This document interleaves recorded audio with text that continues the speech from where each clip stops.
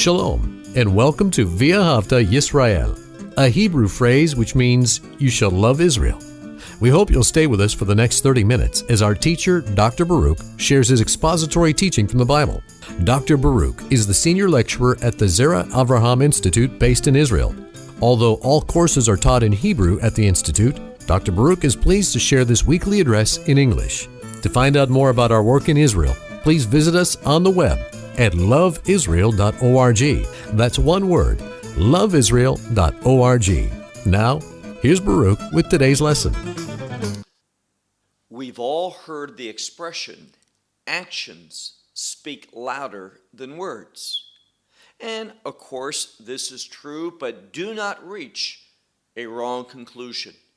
And that is that words really don't matter. Words are still very important, especially in relationships. What you say does indeed matter. With that said, take out your Bible and look once more to the book of Song of Songs and chapter 4. The Song of Songs and chapter 4. Now, I want to remind you what we're reading. We are reading a song that tells a story. It is, when we hear it, we can form a type of play in our mind, that we can see these events, and these events, although they are recorded in a song, they are for the purpose of instructing us. And it's very important when we read this chapter, chapter 4, that we remember what happened in the previous chapter. That she longed to be with her beloved, and then that is interrupted as she goes to hold him with the intent never ever to let go. He kind of is removed from her with one voice. And this grieves her, this separation. And then the next scene is a type of wedding. Her wedding day, but as I said, the emphasis is on the joy of Solomon. In other words, this wedding is all about him. It is his day. It is his crowning joy, he believes. And now we come to chapter 4, remembering that a wedding, so to speak, took place. That's the intent of this song. And it's so important that we pay attention to how this shepherd, her beloved, how he speaks to her. Now, in preparing for this, I would go through and select backgrounds that you see behind me. And it was amazing to me that when you write the Song of Songs, how many things come up which are entirely inappropriate and not in line with the message of this book. Now, we're coming to a time, the 4th chapter, the time when more than any other chapter we see this man praising his wife, assuring her, and speaking concerning her appearance. And he describes it in a most unique way.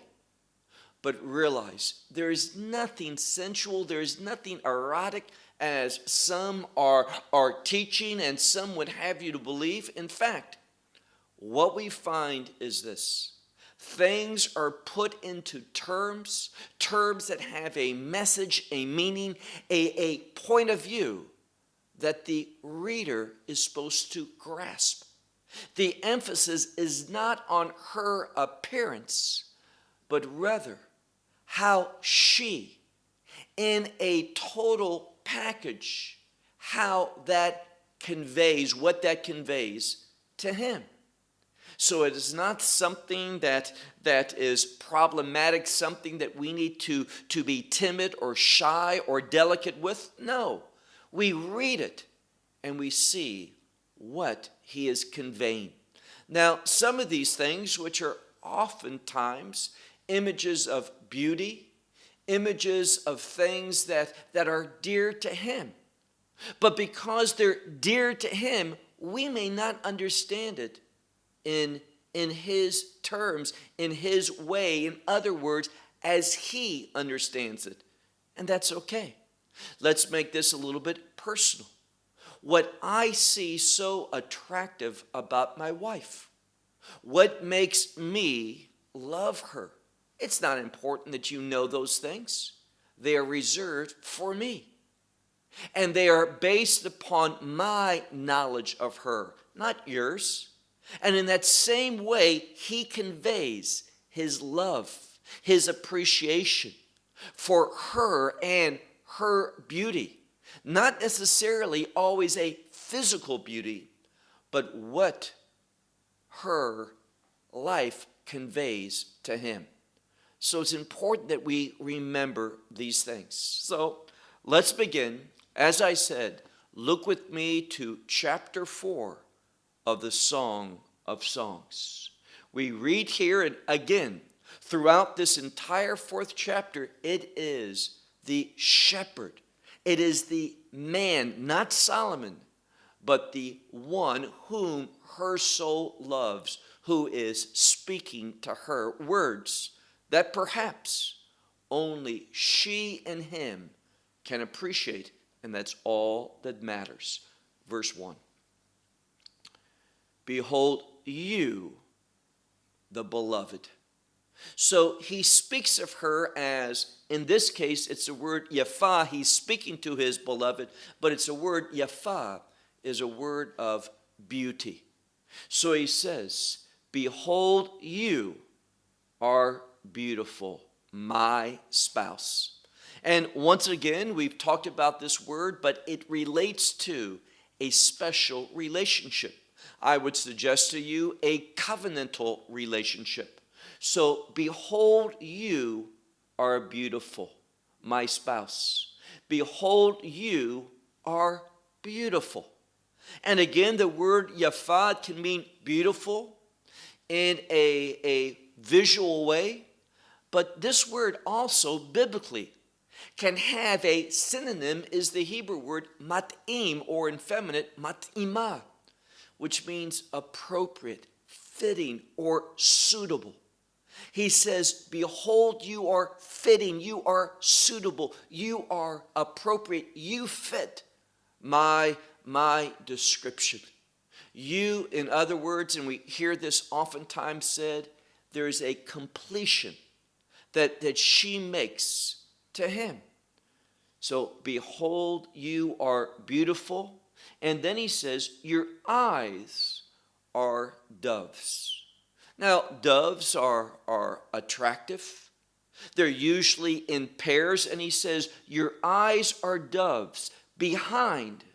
And there's two ways to translate this word.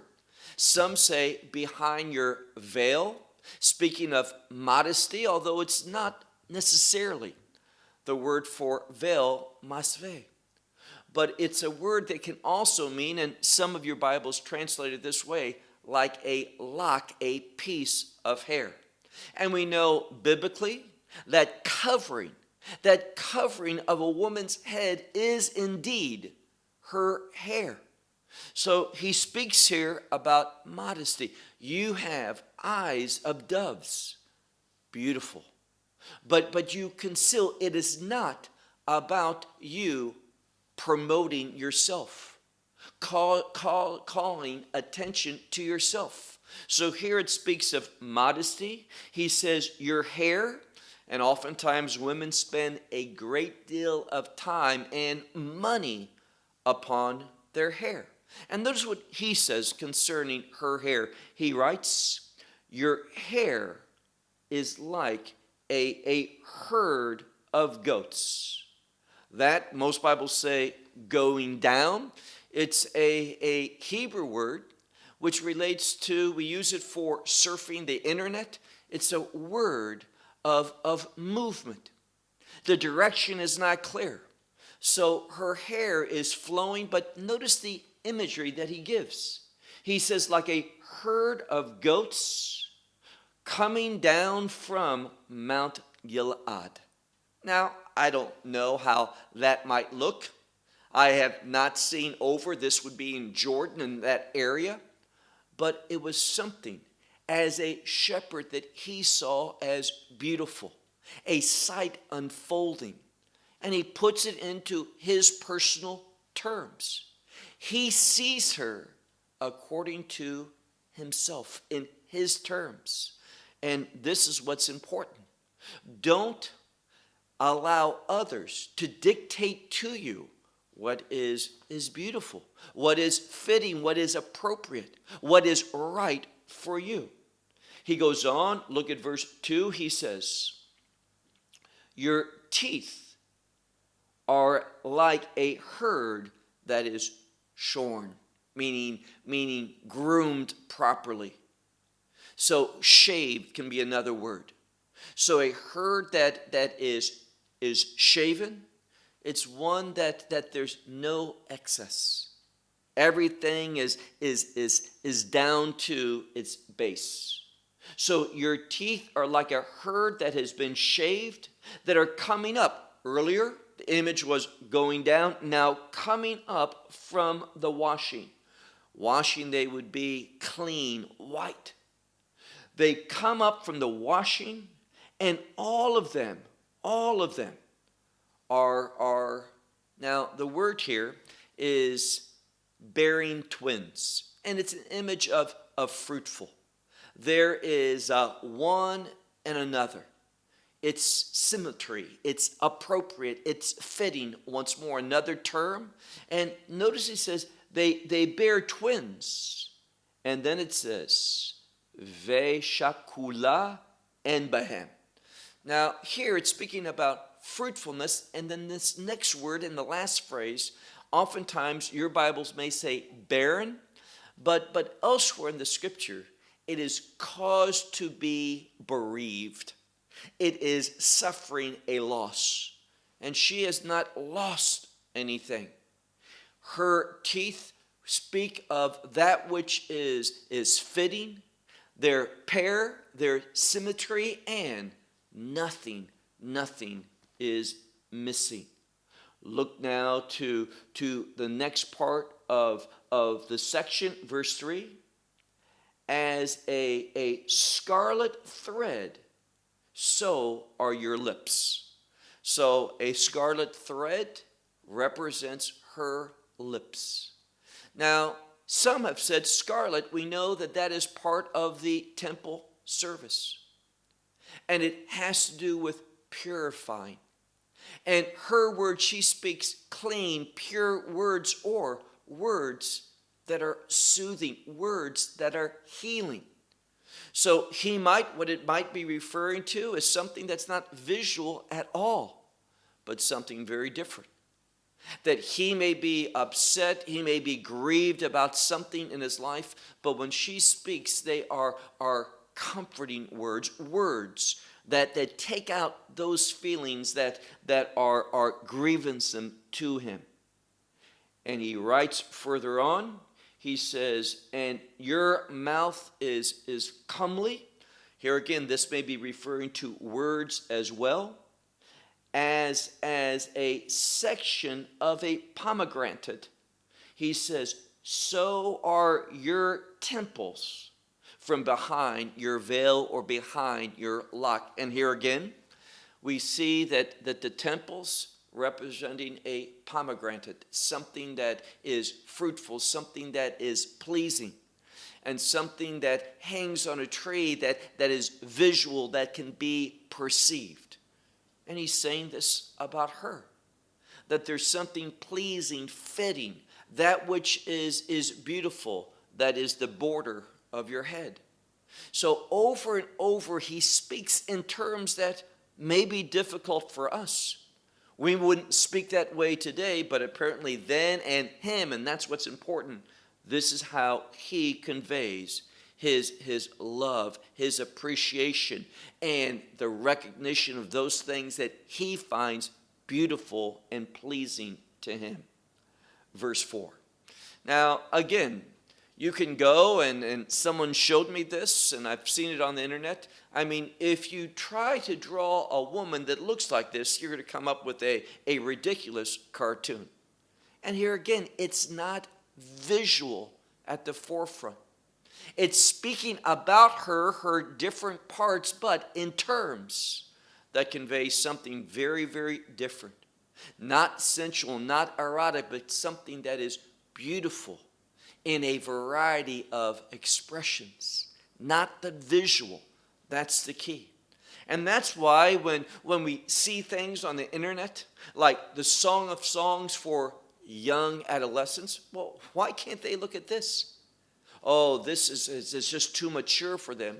Absolutely not. It's only when a mind is not in line with the Spirit of God that you come away with ridiculous and incorrect understandings of this book. Verse 4, as the tower of David is your neck. Built for, and here it is like an armory. It's the word tapiot. There's a neighborhood in Jerusalem called Tapiot. And it's an armory, a place for weapons. And it says, if you keep reading, 1,000 shields are hung upon it. And every shield, it's a different word. Every shield is for a mighty man. Now, what is he saying here? Well, the neck is a type of foundation for the head. And it also speaks of character in the Bible. If you're stiff-necked, it refers to a lack of humility. But she's not a stiff-neck. She has a strong foundation. She holds her head up. And this is important because of perhaps what she's been through. Now, remember, what takes place at the end of verse 3 is a wedding with all the implications between her and, who are we talking about? This one on this movable couch, this man who's had many women, Solomon. But we're going to see that he's saying to her, hold your head up. It is like an armory. It has much what? Well, he chooses two words here for a weapon of defense, not an offensive, but rather a defensive weapon. And he is going to build upon this in a moment. He writes at the end of verse 4 about every one of these shields is for a mighty warrior. Verse 5. And your two breasts. Now here, what's he saying about this? Well, breasts biblically speaks of womanhood. And he says here concerning her that your two breasts are like two young deers. Now, there's different words that are used here for those types of animal. This is the word ophir. Now, ophir, I have a friend here in Israel called Ophir, and it means a young, strong deer. And the image here is not so much a description of her body, but something about her womanhood. He says, your two breasts are like two young deer, twin deers that are feeding among the roses. Now, what's it speaking about here? How beautiful, but also something that is very skittish. And it's speaking here that this is something rare. We don't see that every day. Deers make sure that they're not watched. So they're constantly looking out for others. And this is, and most scholars see this, as an image of speaking about her womanhood as very private. Over and over in this account, we see a woman who displays modesty. She is not someone that's on display. So we need to pay attention closely to how the Word of God renders this woman. Verse 6. Now, deers being beheld is a rare sign, a rare thing to see. But in times that are rare, it happens. And that's what she's speaking here. Until the day literally blows by. It's a Hebrew idiom for the end of the day. So when the day blows by and the shadows flee away, he says, I will come. I will come to the mountain of myrrh and to the hill of incense, frankincense. Now, what's important about this? Well, I've mentioned that these two things are part of the temple service. They relate to holiness, things that are set apart for a specific purpose. And we see that she is a woman of modesty, and therefore these intimate times, they're rare, but they're at the appropriate time. They have been set apart for a specific purpose. Now, when we hear this, we're not drawn to her physical beauty, but we're drawn. What he is referring to is how wonderful she, the very essence of who she is, this is what's attracted to him. And when you look at the images that he chooses, it's something that he has witnessed in another context that he finds beautiful, but it's not a physical, sensual description whatsoever that is being shared in this text. Verse 7. All of you is Yaffa. All of you is beautiful. My spouse. There's no blemish in you. Now, again, the word here is mum. This is a word in the scripture. When we see how it's used in other places, it's used in examining an animal for a sacrifice. Can it be offered up to God? So when he says there is nothing that is a blemish upon you, we should not see this as saying, oh, this is a perfect woman in appearance. What he's saying here is that you are appropriate. There's nothing that disqualifies you before God. There's nothing that God sees defective in you. And because God affirms you, I as well, meaning she is a godly woman. God approved her.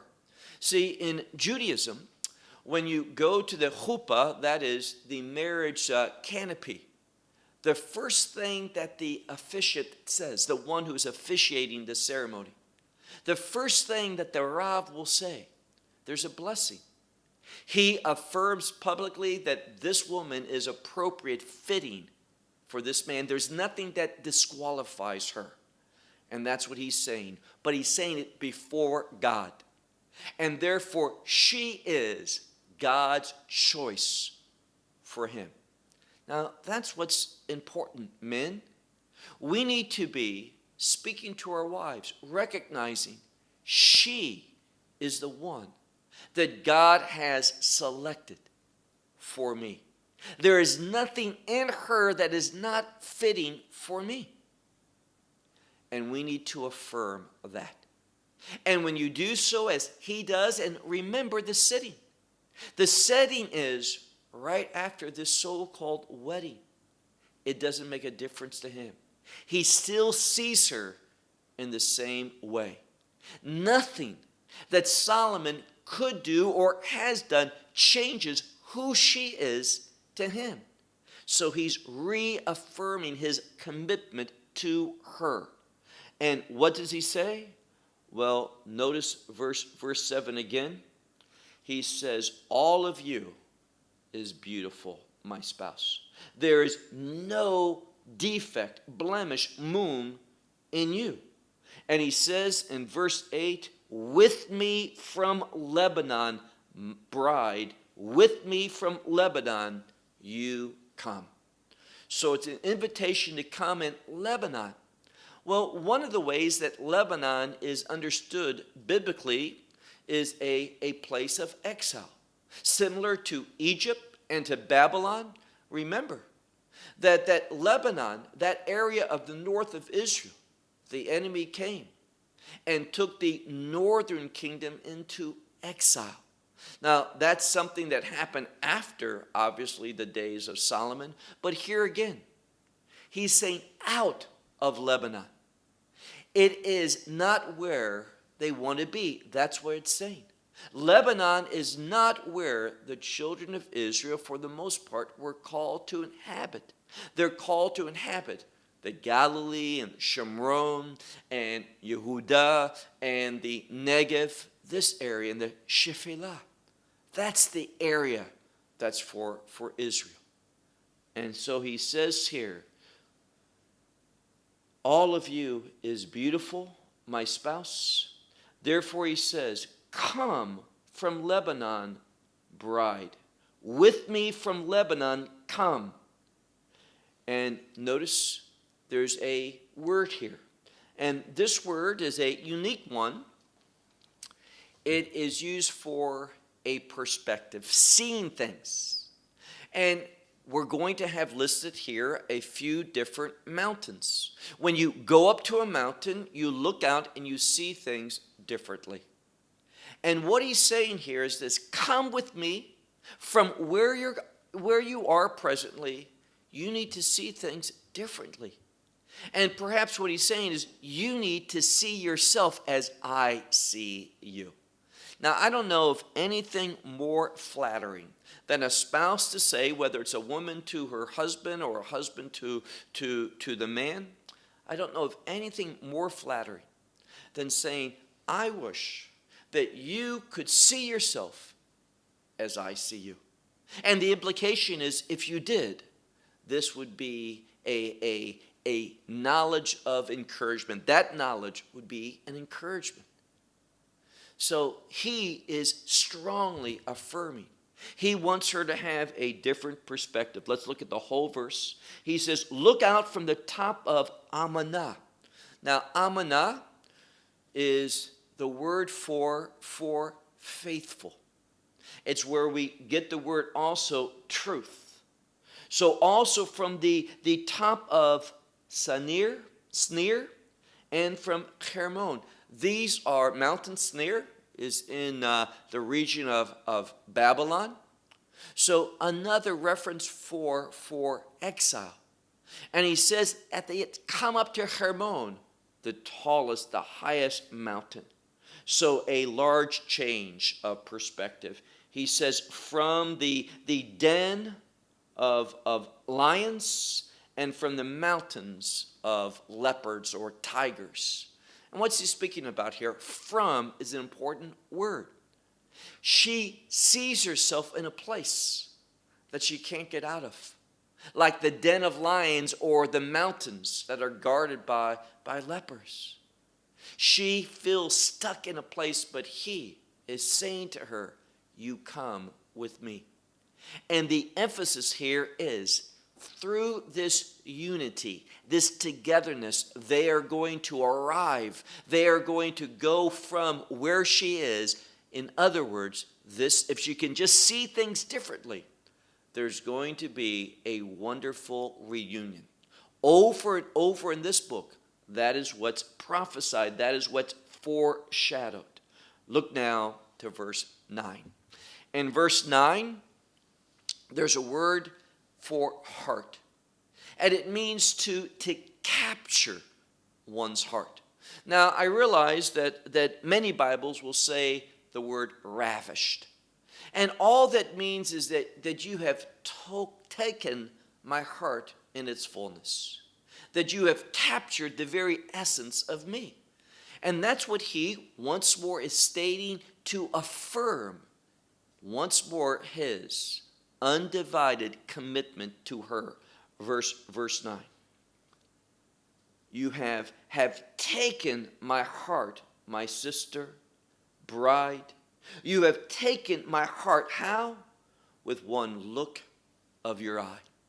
Now, one look of the eye meaning when they look at one another. And there's just something about that. I can tell you from my own marriage that I can look at Rivka, and she looks at me, and we can communicate so much with just one gaze.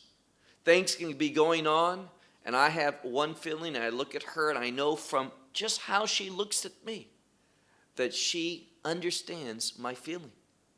And he's saying, when I look and see you, you just take away my heart. Goes on and he says that same thing in regard to, he says, with one link of your necklace, one piece. Now, a necklace is important for a variety of reasons. One reason is that it's kind of a border for the head. It sets apart the person's personification. When you look at someone, you recognize someone mostly from the appearance. So he says there's just one look at you, the very essence of who you are. It captures me. It takes me. Just a small portion of who you really are. So he's speaking these words to, once more, I say this a lot, but the whole purpose of this chapter is for him to affirm and reaffirm his commitment. It's important that she hears that. And gentlemen, I can say that same thing for myself and for you. It's important for a woman to know, for you to reaffirm and for her to know your undivided commitment unto her. It is going to pay great dividends because it forms a basis for an intimacy. And here again, we're not talking about that one type of intimacy, but a real spiritual connection between the husband and the wife. So he's affirming that to her. Verse 10. How beautiful is your love, my sister bride. And how good is your love. And he says your love literally is better than wine. Now here again, this is another occurrence of the word wine in regard to love. We see the clear correlation between them. And wine gets better in time. Wine is something that is precious. It's used as time of celebrations and joy. And he says, that's what your love is to me. It's better than wine. And the fragrance of your oil, remember an oil back in chapter 1, it represents his character, his good name. He says, your oil is from every spice, meaning there's a completeness, there's a wholeness, there's a totality to her character. She lacks nothing. Verse 11. And a honeycomb dripping is your lips, bride. And he says, and honey and milk is under your tongue. Now, all of this is to speak about her sweet words. He hears her voice and he finds something desirable. A honeycomb, well, we know once more that honey never wears out. And her voice, hearing her speak, the words that she says, all of this is very satisfying and pleasing to him. And he longs for what? Well, he longs for conversation with her. Now, let me just share with you that a foundation for good intimacy, being able to connect, is conversation. If you don't communicate well with your spouse, you're not going to connect with her. And there's not going to be that ability to look and know what the other one is feeling and thinking and such. Now, there are rare times when my wife just, what she's thinking, what she's feeling, it surprises me. But more often than not, I can look and know she's upset, she's hurt, she's frustrated, she's angry, whatever it might be. I know she can just walk in and just one look, I connect. Why? Because there is that connection through conversation. It's only through conversation, let me put it this way. It's only through really listening to your spouse that you can get to know them so that you can recognize their feelings. And things, I can say that things can happen, and they might be something that is innocent, something that other person, he may not have intended anything when he did this, said this, or whatever it may be. But I can see that and know that's going to wound her. That's going to upset her. That's going to bother her. And why would God show that to the spouse? Why would that be necessary? Well, so that we can minister to one another, that we can deal with those hurts, those pains, those frustrations. So you cannot be a source of comfort, a help to your spouse if you don't know that person. And conversation, that means being a good listener. Not wanting to share things, but wanting to hear things.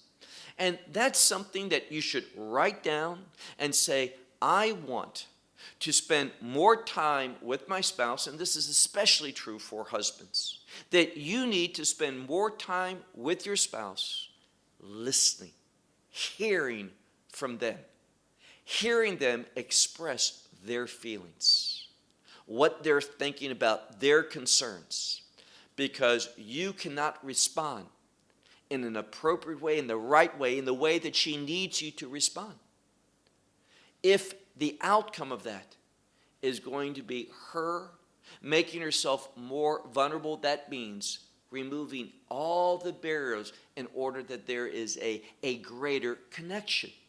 And the connection here again I'm speaking of is a spiritual one. It is a spiritual knowledge that you have for one another. That's the goal. And that produces great intimacy in every sense of now that word intimacy.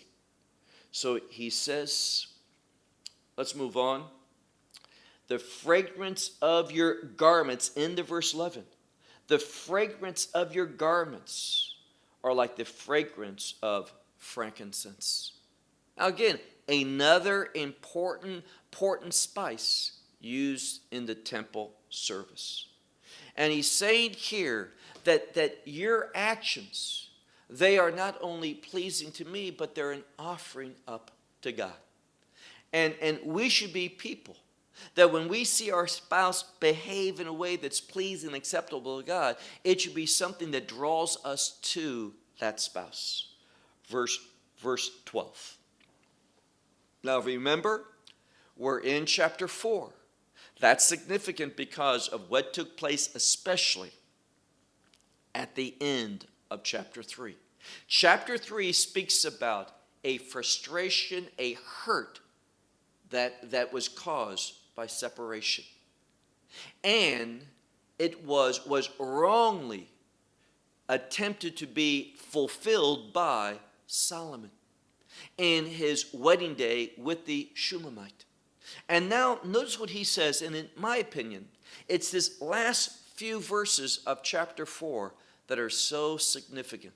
And him doing what? Affirming his continued committed feelings to her. Verse 12. He says, a garden locked up, gan na'ul, a garden locked up is my sister, spouse, or bride. Now, he speaks about this word sister. I mentioned it once or twice. It speaks about a pure, a wholesome relationship as the foundation. Does that mean that there's no sexual intimacy? Obviously not.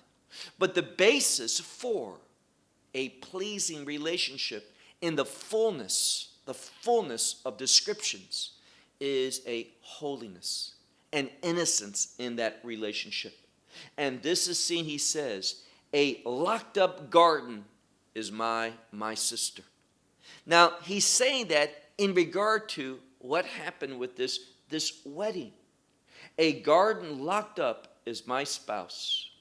The bride, she is a spring. Most Bibles will say spring based upon context, but it's the Hebrew word gal, which is usually like a wave in an ocean.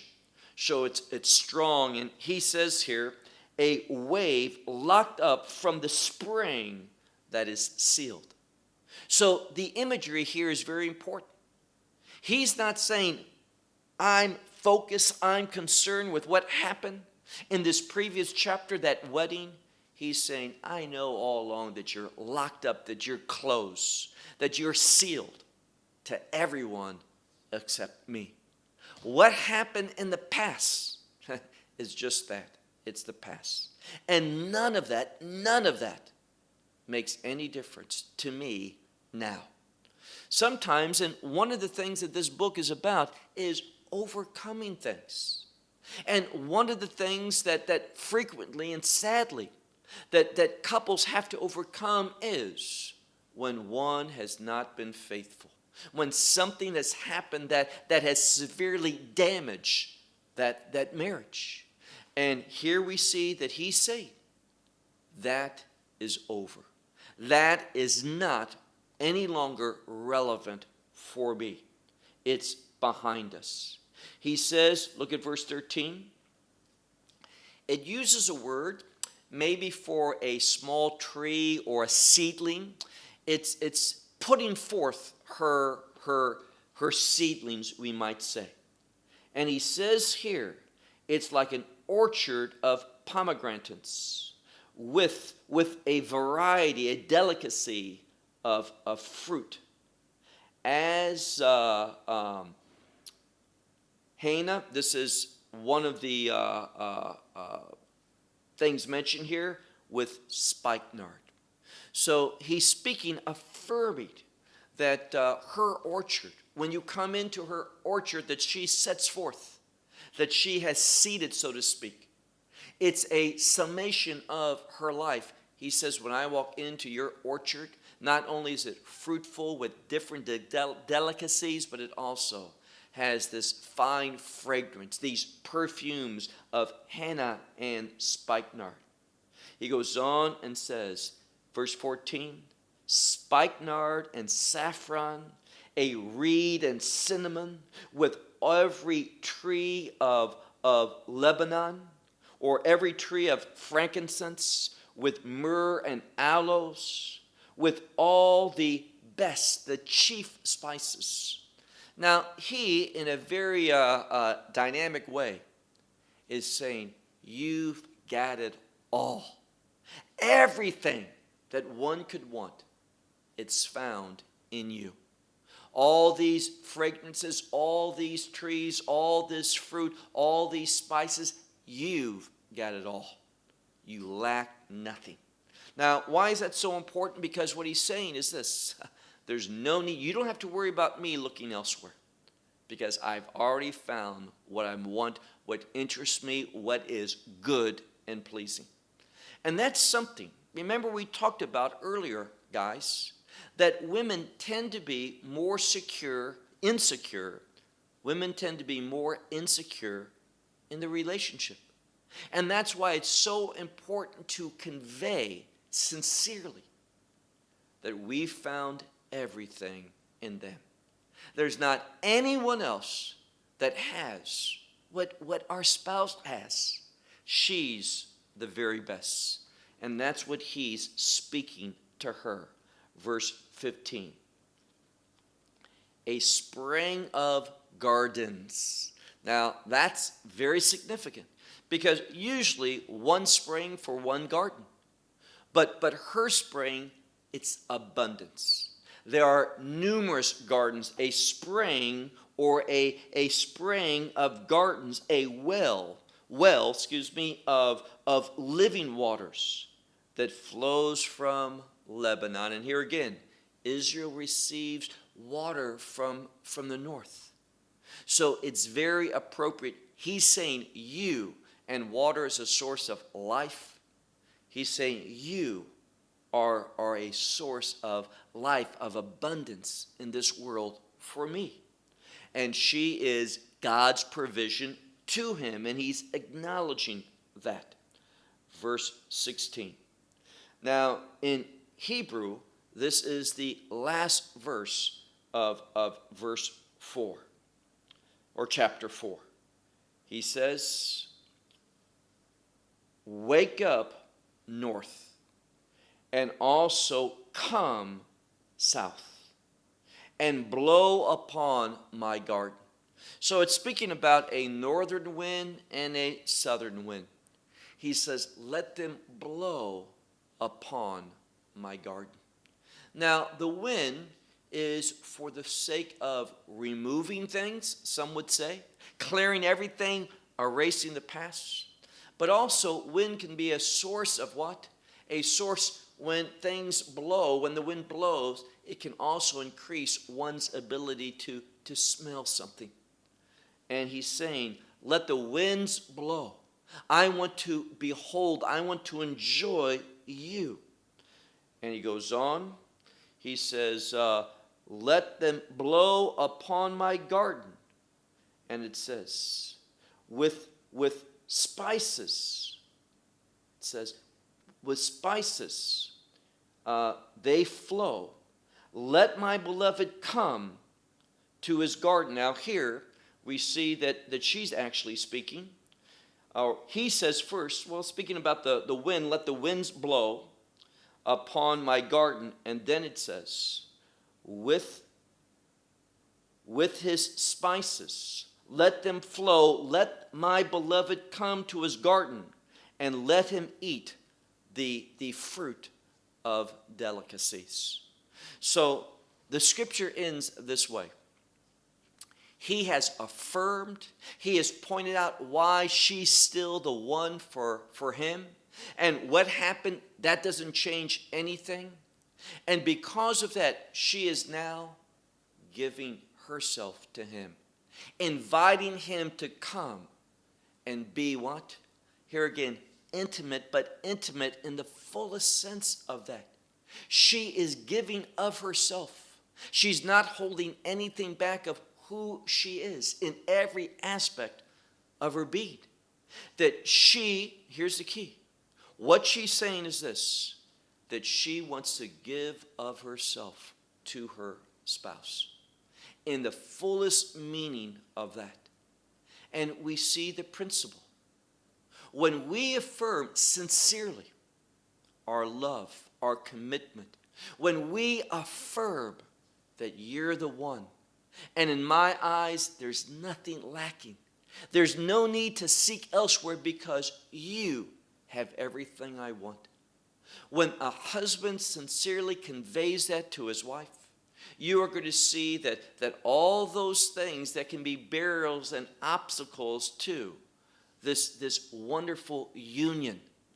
And again, a union in the fullest sense. She is going to be there of herself for him. And here's what it's depicting. It is depicting a mutual surrender. See, in too many marriages, this is the problem, that it's a fight for the head. Who's going to be the head? And I've seen couples with children that, well, I changed the last one, it's your turn. And imagine what it's like. If the contention is not, it's your turn, not mine, I did it last time, now you have to, it's your obligation. If it's not a fight for the head, or the fight for self, or you have to defend your rights in the marriage. Imagine if the fight is to bless the other. Not to be the head, but the one that lifts up the other. When that is the objective, to lift up your spouse, men, lift up your spouse, women, when you are both committed to the other, you're going to be amazed with how contentions and hardships and problems are fleeing away. So this chapter, it foreshadows a wonderful intimacy, a union, a coming together, a rebirth of their relationship that we're going to see towards the end of our study of this wonderful song called the Song of Songs. Well, I'll close with that. Until next week, Shalom from Israel. Well, we hope you will benefit from today's message and share it with others. Please plan to join us each week at this time and on this channel for our broadcast of LoveIsrael.org. Again, to find out more about us, please visit our website, LoveIsrael.org. There you will find articles and numerous other lectures by Baruch. These teachings are in video form. You may download them or watch them in streaming video. Until next week, may the Lord bless you in our Messiah Yeshua, that is, Jesus, as you walk with Him. Shalom from Israel.